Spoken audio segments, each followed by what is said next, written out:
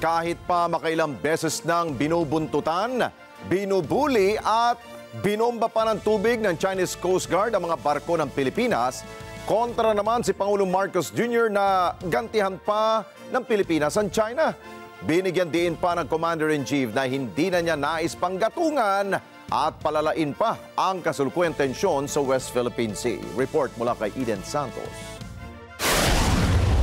And we have no intention of attacking anyone with water cannons or any other such offensive, I would have to call them weapons dahil nagkaka-damage na.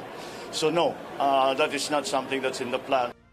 Yan ang mariing pagtutol ni Pangulong Ferdinand Marcos Jr. sa mga mungkahing gamitan na rin ng water cannon ang mga barko ng Pilipinas. Sa ambush interview sa isinagawang 2024 GOCC's Day sa Pasay City, hindi niya nais na gatungan pa ang mainit ng tensyon sa West Philippine Sea. Kasunod ito ng pinakahuling pag-water cannon ng China Coast Guard vessel sa mga barko ng Philippine Coast Guard at Bureau of Fisheries and Aquatic Resources o BIFAR noong katapusan ng Abril na nagresulta sa pagkasira ng mga barko ng Pilipinas. Sinabi ng Pangulo na hindi gagayahin ng bansa ang ginagawa ng China Coast Guard at patuloy na idadaan sa diplomasya ang patuloy na tensyon sa pinagtatalunang teritoryo. The last thing we would like was to raise the tensions in the West Philippine Sea. That's the last thing, and that will certainly do that. So hindi natin gagawin. We will not follow the Chinese Coast Guard and the Chinese vessels down that road.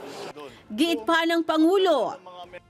It is not the mission of our Navy, our Coast Guard, to start or to increase tensions.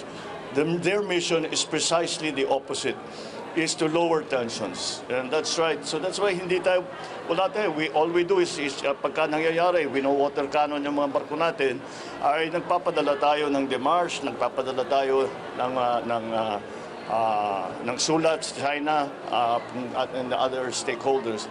So that would be the opposite of what we are trying to achieve, would be to put some kind of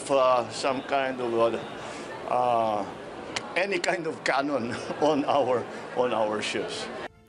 Eden Santos para sa Mata ng Agila. Matatag, matapang, matapat. Maraming salamat sa inyo pong pagsubaybay sa Mata ng Agila Primetime.